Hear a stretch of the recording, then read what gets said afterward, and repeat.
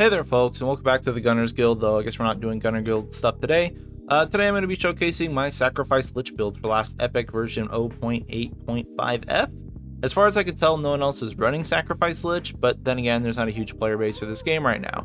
And since I always run minions and exploding minions in ARPG games, we're going to make it work in last Epoch as well. As of writing this guide, my Sacrifice Lich is level 97 and has taken on all the endgame content and is doing about 300 corruptions, and of course has completed Q4 Julra.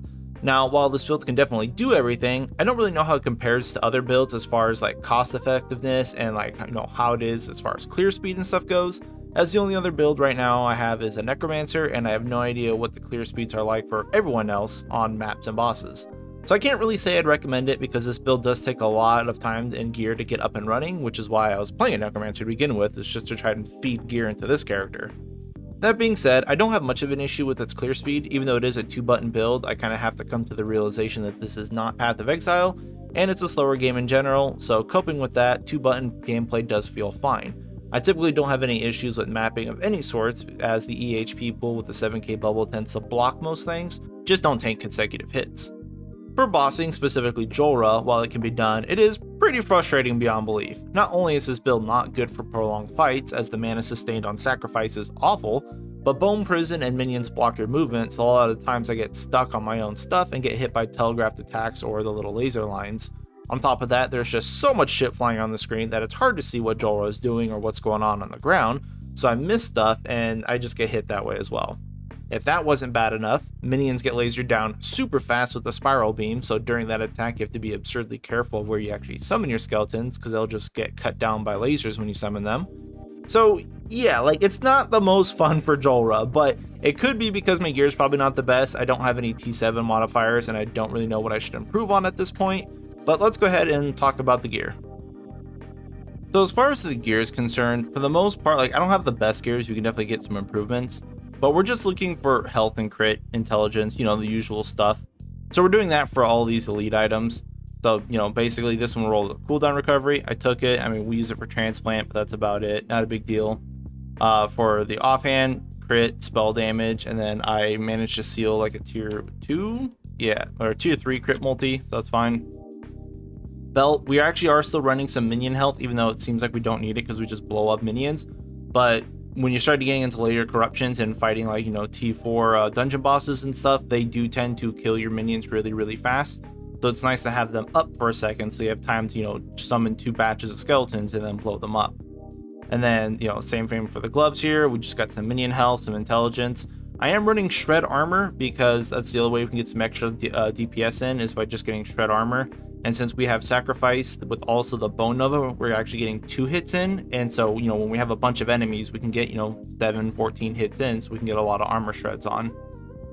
Relic, same old, some health, some intelligence, some mana regen. Mana regen's also, of course, hugely important for this build. For my amulets and stuff, I have a, 2 legendary potential death rattle. Death rattle is great just for the +1 sacrifice. We also get 10 int on it, which is really good. And then we roll this with Fizz Pen and Spell Crit. You can also get minion life, minion damage. I don't know if you can roll intelligence on it, if it already has intelligence, not sure about that, but death rattle is death rattle. For the rings, I'm running 2 hollow fingers, pretty much just because +1 maximum skeletons. Getting 3 legendary potential hollow fingers I don't think is all that rare. I think I've had 3 of them by now. But you can get 2 legendary potential, that's fine. You just drop the health or the mana regen. But you just want, again, int, mana regen, health, and maybe minion life, stuff like that. Pretty simple.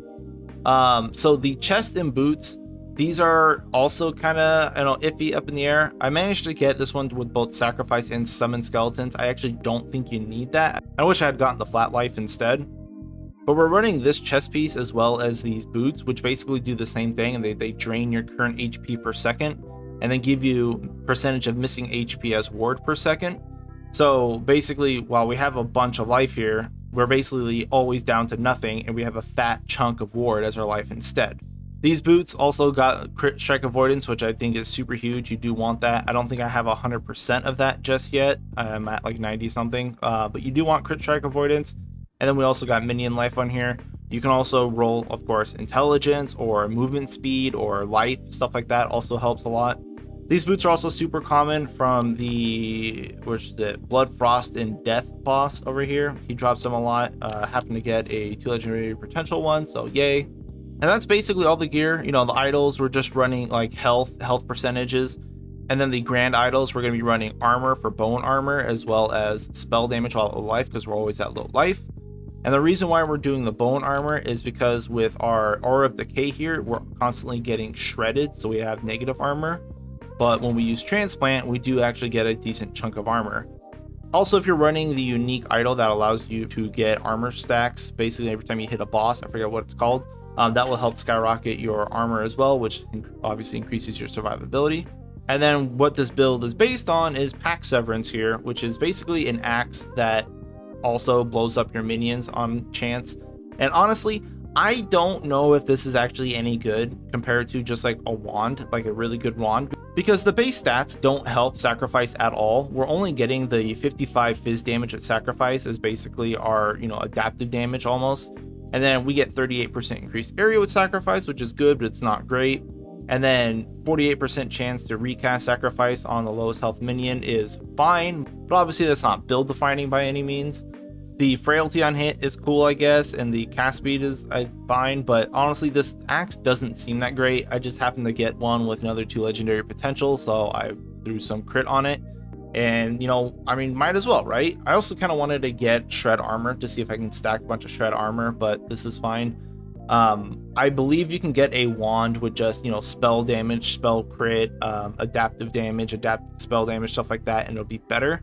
But I'm using Pack Severance for now. I don't know if it's the best way to do this, but you know, it's what I got. So for our passive tree, obviously we only want about 20 points here in Acolyte. So we're actually coming over here to Blood Pact because we also get increased damage, but we're draining our health, which is good because we want to stay on low life. And for the most part, it's just that we put 20 points in really quick. So we got some increased damage, we got our intelligence, a little extra vit, and that's it.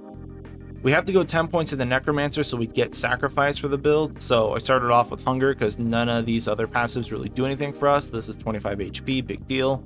And then we get 30% more fizz damage, which of course sacrifices fizz. And then that gets us sacrifice. And we're putting everything else over here into Lich.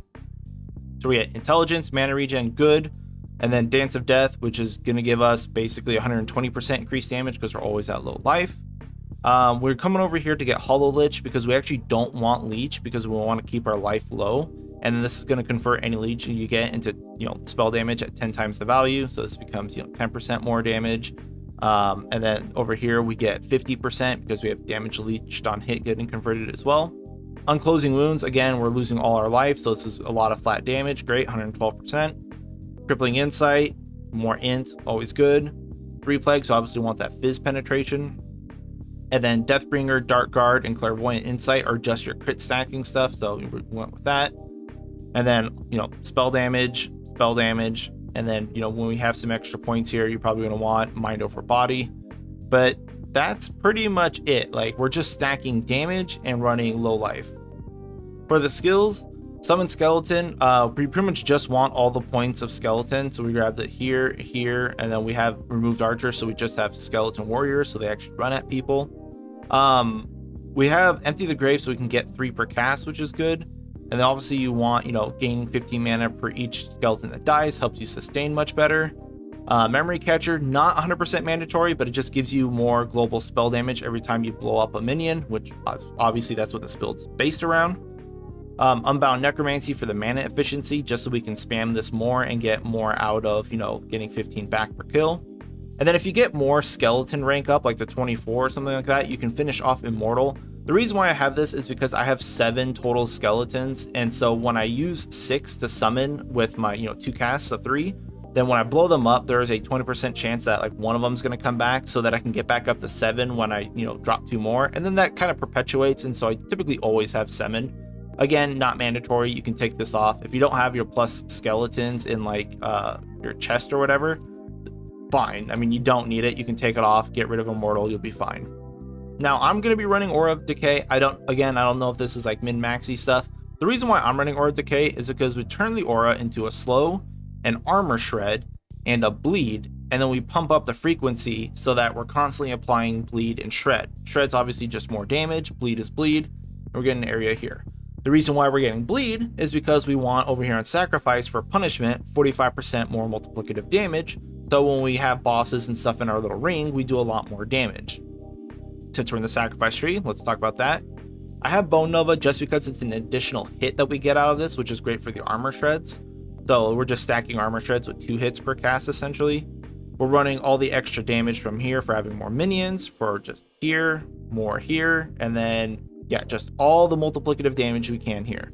And then we're running down this line to get much more AoE, and so this way we can actually blow up a group of enemies at a time. And then we have Catalyst of Horrors, which is going to chain all our skeletons and blow them up, and then any extra chains we get from Pack Severance is also going to, chain that again, so that's just going to blow everything up. Transplant, obviously we're going to be running Transplant for bone armor. We also get it so we can get an extra little minion we can blow up. We have over here, so we have global increased damage while it's on cooldown, and we're going to have it on cooldown most of the time. Pale Blood, so we actually get mana back. This is another good way to sustain our mana. And then we're running Bone Curse. The reason why we're running Bone Curse is because when we use Bone Curse with Bone Prison here and the extra life and all this stuff, we can actually use Bone Prison as a minion, and we can blow all these up too. So when we're dropping down our skeletons and they're behind us, or we don't want to summon new ones, we can just drop Bone Prison and blow it up. And then also with Bone Prison, this is how we're going to get our Marked for Death, because we can't really rely on our minions to be doing it, so we need a way to apply Marked for Death. So when you drop Bone Prison on somebody, they're also going to get marked. And so we have some mark duration, some mark, increased Bone Prison AoE, stuff like that. Damage doesn't do anything, but we're coming over here so we can kill enemies, on a threshold. Basically, we can cull them. And then we also have Rupture Corpses, which is going to make enemies blow up when they get killed while they have Bone Curse. Not really a big deal. I don't think it really does anything. And then I dropped an extra point in Cursed Limbs, just so that when I cast Bone Curse and then cast Sacrifice right after, we can also apply, Sigil of Mortality for Mark for Death on whatever we have. Now, I hope I explained everything well enough. Now, as far as things I did try and decided against, I was originally using the Volatile Zombie setup to chain sacrifices and explosions instead of using Aura of Decay, but I could not sustain the mana with that at all. And yeah, sure, it's great for burst damage, but you're always out of mana. So I went to try Aura of Decay, and it's actually been feeling pretty good for bosses. It gives me the armor shred and the bleed, which is helping my damage against bosses significantly, so I can get more out of the mana I do have. I also tried the Necromancer version with skeleton mages and having them blow up my skeletons with sacrifice, but that also felt too clunky. A lot of waiting for skeletons to get into their spot, resummoning, waiting for the mages to blow them up. It just didn't feel smooth enough. So I opted for the self-cast version, and you have to make a Lich for that because nothing on the Necromancer side helps with sacrifice damage. So you kind of have to self-cast it, and then you might as well go Lich. I'm not sure if Warlock will do this better when it gets released. I assume it probably could, but outside of that, I'm not really sure what else to improve on this build besides getting just higher tier fixes, which of course can be done. I did look through the item database and didn't really see anything that would be too helpful, but maybe I'm just not creative enough and I'm not thinking outside the box. But anywho, that's the build. I wanted to share it with you all. It's fun. I'm probably going to play it as my multiplayer character if I get the chance. Hope it doesn't get gutted somehow between now and the 0.9 update. But yeah, thank you all for watching. Thank you to all my Patreon members. I do appreciate it very much. And if you want to join the Discord and hang out, by all means, it's in the link below, that sort of thing. All right, peace, have fun.